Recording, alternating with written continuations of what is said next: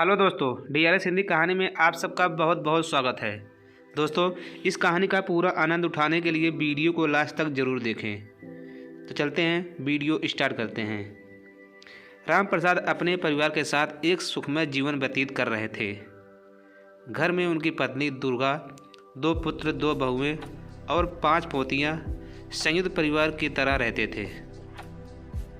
बेटे और बहुएं सब राम प्रसाद और उनकी पत्नी दुर्गा का बहुत आदर कर रहे थे तथा हमेशा उनकी सेवा में लगे रहते थे। अपनी ईमानदारी और मेहनत और लगन से राम प्रसाद ने बहुत धन दौलत एकत्रित किया था। एक दिन दिल का दौरा पड़ने से राम प्रसाद का निधन हो गया। उनकी अचानक मृत्यु से पत्नी दुर्गा का रो रो कर बुरा हाल था, मगर जीवन की गाड़ी को आगे बढ़ाने के लिए सब ने अपने दिल पर पत्थर रख लिया।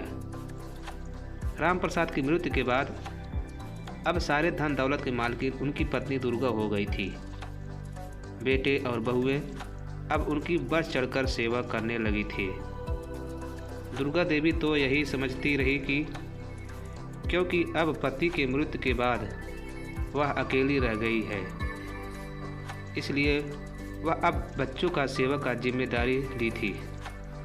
बेटे और बहुओं के मन में सेवा भाव नहीं बल्कि उनका अपना स्वार्थ छुपा हुआ था। उनकी इच्छा तो माँ के पास रखी धन दौलत को हड़पने की थी। और एक दिन वह भी आ गया जब दोनों बेटों ने बहला फुसलाकर पूरी संपत्ति और धन दौलत पर कब्जा कर लिया। दोनों बेटों ने सब कुछ बराबर बांटकर दुर्गा ने चैन की सांस ली। लेकिन सब कुछ बेटों के नाम करते ही उनका असली चेहरा सामने आ गया। कल तक जो उनकी सेवा में लगे रहते थे, अब वही सब उससे कतराने लगे। माँ को एक घूंट पानी तक पिलाने वाला कोई नहीं था। अकेली बैठी अपनी किस्मत को रोती रहती थी, मगर अब तो देर हो चुकी थी, क्योंकि धन दौलत खत्म तो माँ और बेटों का रिश्ता भी खत्म हो गया था। कुछ महीने ऐसे ही बीत गए। एक दिन उनकी छोटी बहन उससे मिलने आई और उनकी हालत देख अपने आंसू ना रोक पाई। कहाँ तो सब पर राज करने वाली राम प्रसाद की पत्नी दुर्गा और कहाँ यह एक भिखारी सा जीवन व्यतीत करती दुर्गा अपनी बहन को इस दम घुटते जीवन से उबरने का वादा कर वहाँ चली गई। एक हफ्ते के बाद दुर्गा की छोटी बहन फिर आई। जब वह घर में दाखिल हुई तो उनके हाथ में एक बैग था। उन्होंने इस बैग को ऐसे पकड़ा हुआ था कि बहन के बेटे और बहुएं भी उस बैग को देख सके।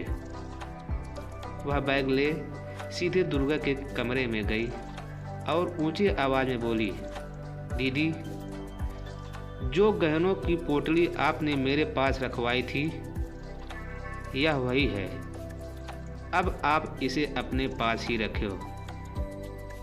फिर दुर्गा के कान में कुछ फुसफुसाकर बहन वहाँ से चली गई।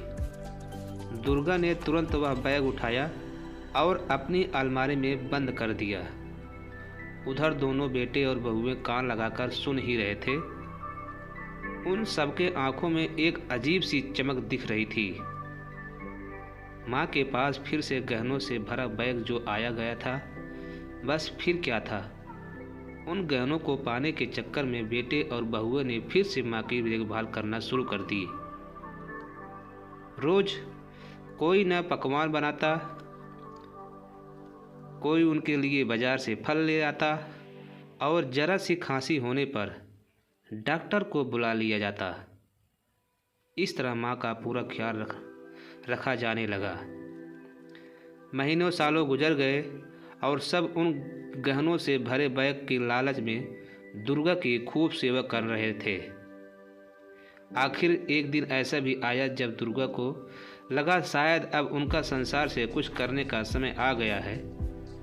तब उन्होंने दोनों बेटों और बहुओं को बुलाया और वह गहनों से भरा बैग देकर कहा, बच्चों, अब मेरा वक्त पूरा हो गया है।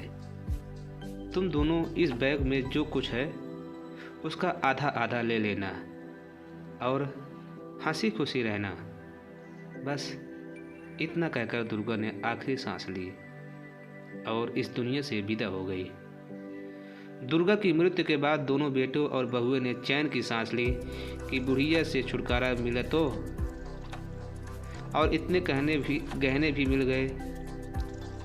बैग खोलकर देखा तो वह गहनों से भरा पड़ा था, मगर चूंकि वह सब पुराने ज़माने के गहने थे, तब यह फैसला हुआ कि उन्हें बेचकर जो रकम मिलेगी उसे दोनों आधा आधा बांट लेंगे। सब मिलकर सुनार की दुकान पर गए और बोले, भाई हम इन गहनों को बेचना चाहते हैं। सुनार ने बैग खोला और एक एक गहनों को जांचने लगा।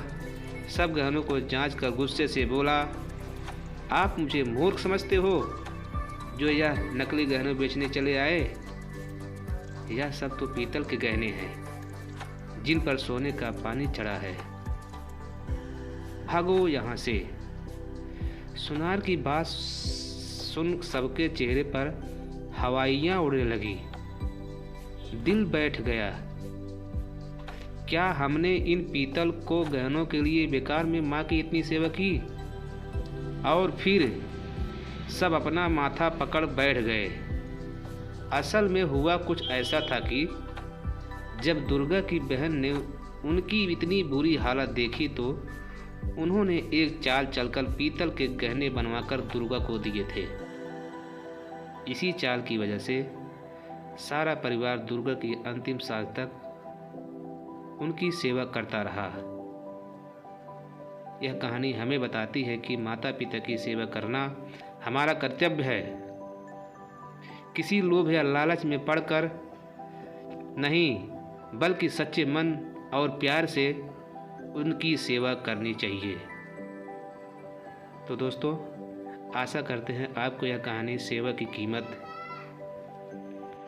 ज़रूर पसंद आई होगी। अगर पसंद आए हो तो हमारे चैनल को ज़रूर सब्सक्राइब करिए।